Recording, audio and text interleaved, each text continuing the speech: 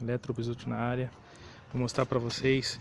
Tem muitas pessoas que perguntam pra gente, que é técnico instalador, que eles acham que quando escutam algum estralo, algum barulho na cerca elétrica é porque ela está funcionando, mas é negativa essa informação, viu gente?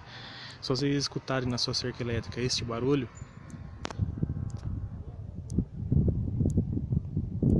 isso significa que é fuga, tá dando fuga na corrente dela.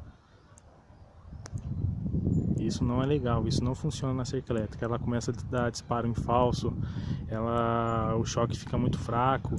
A cerca elétrica tem que estar silenciosa.